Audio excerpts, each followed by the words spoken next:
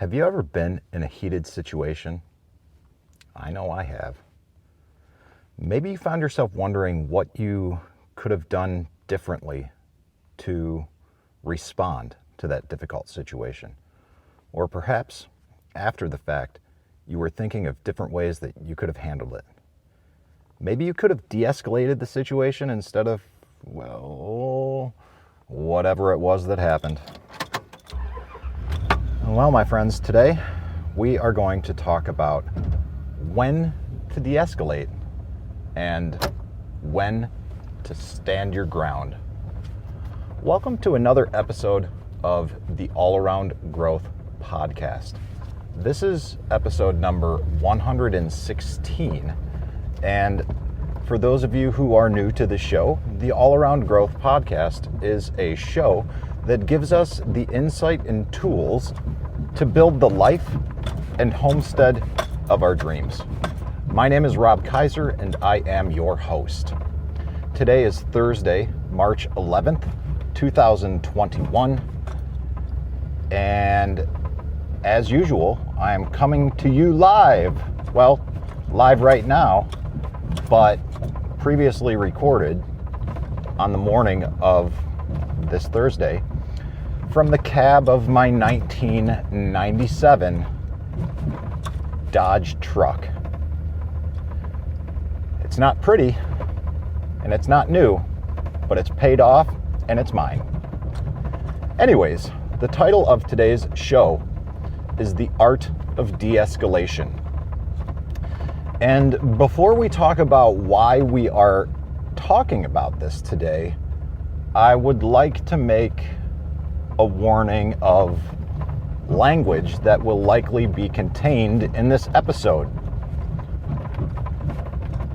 If you are listening to this on a loudspeaker or through speakers and or around children, please be advised that I may get heated at certain points during today's episode, and there may be more bad language than is typical in an episode of the All Around Growth Podcast. So consider yourself warned.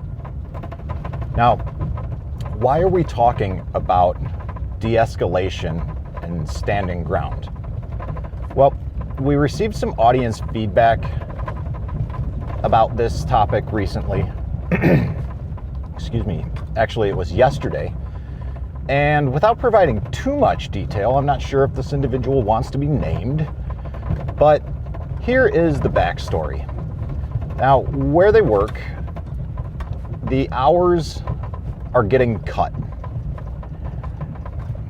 Typical workplace scenario, hours of employees are getting cut for whatever reason, and the individual that reached out to me told me that he made a comment to some other people there at the workplace about someone whose hours didn't get cut. And the comment went something along the lines of, I wonder whose dick he's sucking to not get his time cut. Now, many of you may be thinking that that's not really an appropriate comment. And I'm not going to sit here and disagree with you on that, but I also want to provide a little bit of context regarding the type of workplace and that comment. That particular comment was made in the particular workplace in which it was made was in a warehouse or factory type environment full of blue-collar workers, including, I suspect, many of the people in management. For many of the people in management are likely people that have been there working the floor for years. Myself, I have spent over 20 years in the green industry, and that also included working on commercial construction sites, like for example doing irrigation at Invesco Field 20 years ago when that was being built. When you are working in construction or working on a tree farm or working in a factory or a warehouse. It is an environment that oftentimes requires thick skin, and you gotta have it. It's what I'm saying is that type of environment and that type of locker room talk is pretty common and it's pretty standard. And from what I understand, the individual in question who didn't have his time cut has also said similar things in the past because of the fact that this is common and it is the nature of the environment in which we work. So, you know, for those of you who find this kind of locker room talk offensive and you're trying to proceed with work in these environments, my suggestion to you is, if you can't take the heat, get out of the kitchen. This is not the environment for you. All right. It's the nature of working in this type of environment. It's also the nature of team sports. And the fact of the matter is, there's just a lot of ball busting that goes on.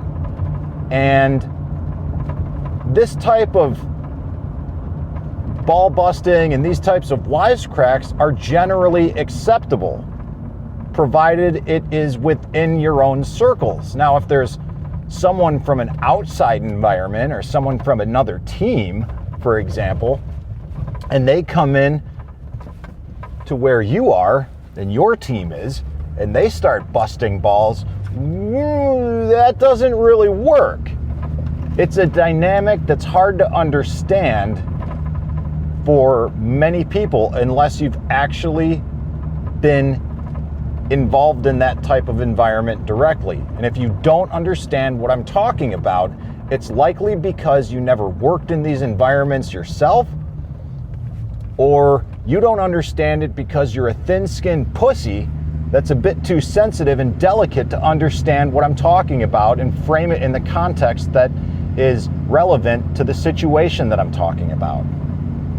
So, if that's you, this episode probably isn't for you. And I would recommend that you turn it off. Now, if you're still listening, this episode probably is for you. And even though it's on the art of de-escalation, some of the verbiage that I use may be a little harsh. But let's get back to the individual who didn't get his time cut. The proverbial dick sucker. Now, this gentleman, in his defense, had the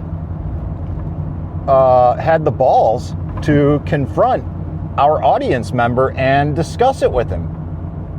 And this is an indicator to me that everything I'm talking about is contextually accurate because of the fact that this is what we do at the workplace. Now, our audience member didn't deny what he said, and he also didn't feel bad that he said it. Furthermore, he mentioned that it was just his response in the moment of seeing more time being cut, and kind of busting balls about who did and who didn't get their time cut. And after confronting him, this guy said, all right, no, fair enough, I get it. And it looks like that was the end of that. Now, all of this may seem as a bit degrading, and I say that with big air quotes, and I'm not going to get into the fact that this is inappropriate or whatever. I've covered that. But how could this have been avoided? How could we have avoided the confrontation? And how could all of this been avoided? Because, you know, sometimes we're surrounded by people who can't deal with the honesty and can't deal with the ball busting and just can't deal with much of anything for whatever reason. And I feel like this day and age that we live in now, in the year 2021, we're surrounded by more and more people who are more and more delicate, that need more and more handling with kid gloves because they haven't been raised in an environment like I was, which allowed me to understand what was ball busting and what was not, and how to handle it like a big boy without getting my feelings hurt, and ultimately how to deal with my hurt feelings, right? So I linked after all of this is interesting because shortly after this dialogue took place, I found myself doing something on Facebook, all right? And there was this weird, like, Facebook is weird now. It's got this thing that you watch these videos on, and if you're not careful, you can get sucked into this in a bad way. And that's kind of what happened yesterday. I think I was doing something at lunch, and then all of a sudden I'm watching this clip of an older movie. I'd seen it before, but I couldn't really recognize it. But it had Keanu Reeves in it. And he comes up driving a crappy old pickup truck, and he's greeted by a bunch of other guys that say, "Hey, what's up, scab?" And all of a sudden I realize it's the replacements, and it is the football team who has the scab replacements come in and play because they're on strike or whatever. And he gets out and greets them, and you know, all the good old boys, the football players, they tip over his truck, and the initials, I've linked to this in the show notes so you can watch it, because the reason I bring it up is because the character that Keanu Reeves plays demonstrates an awesome way of avoiding confrontation by simply walking away. And this particular clip, you should be able to watch it even if you're not on Facebook and you don't use Facebook. And if you don't, I understand why. But this particular clip is kind of a compilation of scenes from that movie, and it's just a fun little clip, so check it out. Later, there's another clip where these big offensive linemen come up and they kind of come to Keanu Reeves' defense, and they stand up for him and they tell him to stand the car back up and whatever. Watch it, check it out. Now, the point is that we oftentimes don't have big offensive linemen to stand up for us, and we've got to handle situations ourselves. And we always have the ability to walk away. I promise. Now,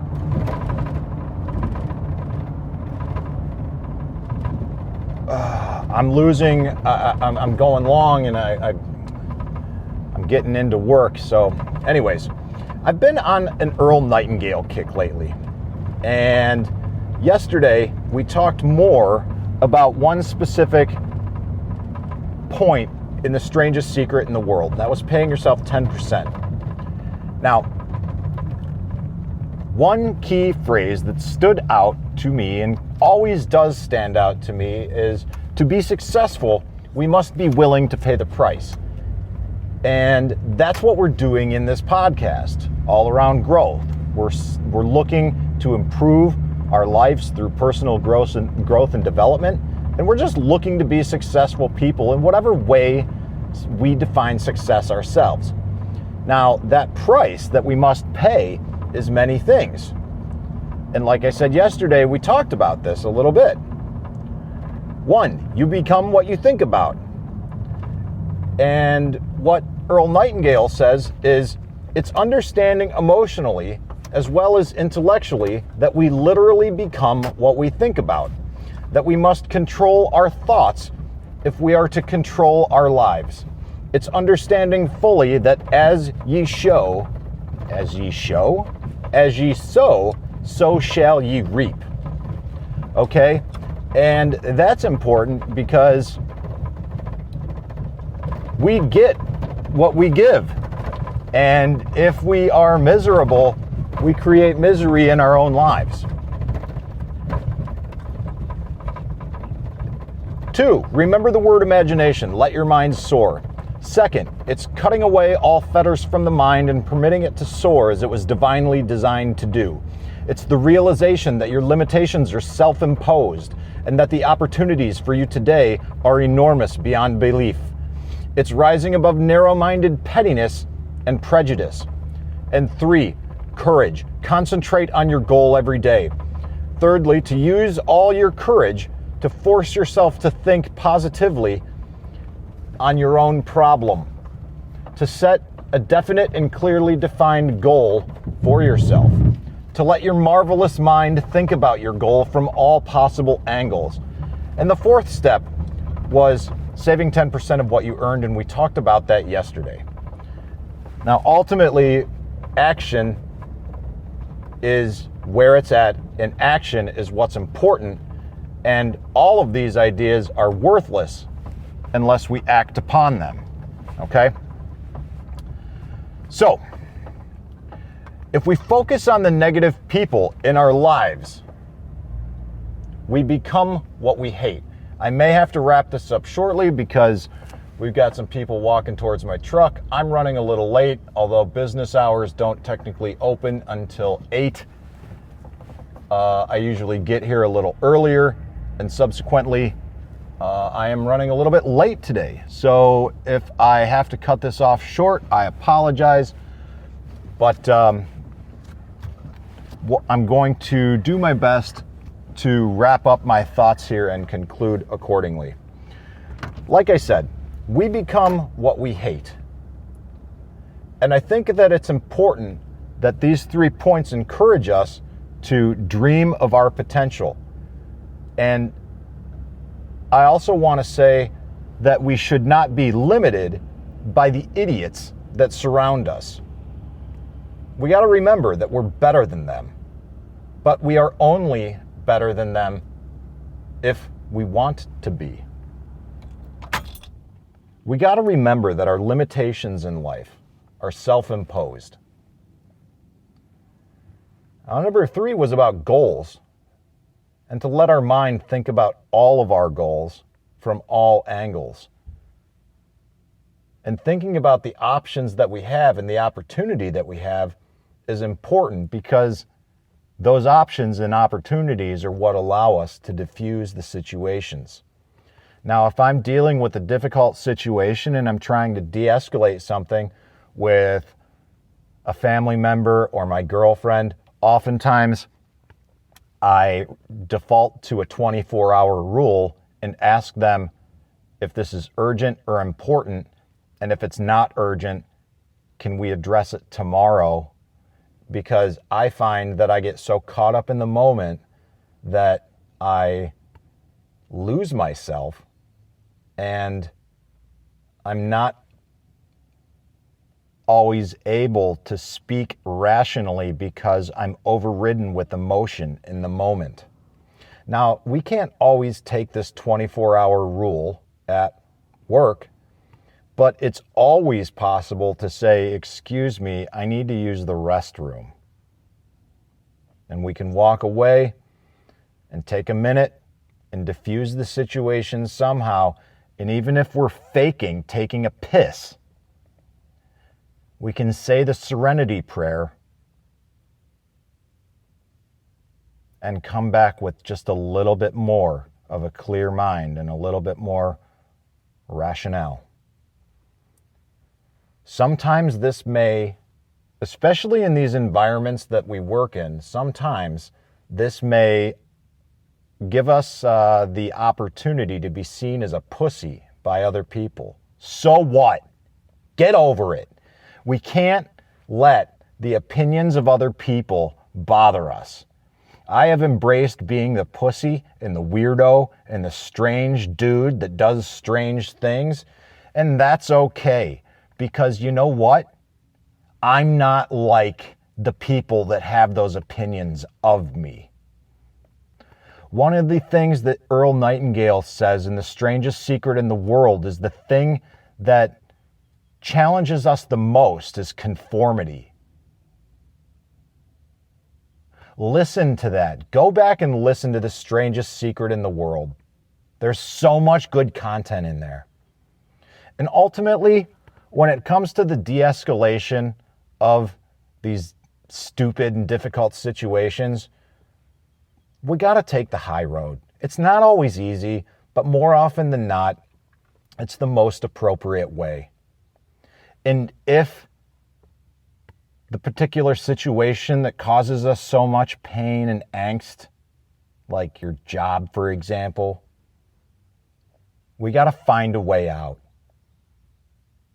Like Dan Miller from the 48 Days community says, what we're doing there is finding and creating work that facilitates a life that you love. Life isn't about work. Life is about life. And if you're not happy doing what you're doing to pay the bills, do something else. Get out of debt, create options for yourself, and find and create work that facilitates a life that you love. All right, that's it, guys. Hopefully this show was of value to you. And if so, all I'd ask is that you share the show, find an episode that you like, share it with a friend and loved one, share it on social media, whatever. Go to the show notes, click to rate and review the podcast. And if you can't do that through Apple Music or iTunes or whatever, just give it a rating on your podcast player of choice. There's also links to all of the episodes in the show notes as well. And if you have any questions or feedback, drop me a line at allaroundgrowth@gmail.com. But more importantly, and more specifically, the best way that you can engage with our small but awesome and vibrant community is through Telegram. Not all of the listeners are there, but a few of the diehard ones are, and it's awesome to see you guys there. It's awesome that you guys are involved. And I would just encourage you guys that aren't there to check it out. t.me/allaroundgrowth. Great community. Come join us. Make it even better. Thanks, everybody. This is Rob Kaiser, and thank you.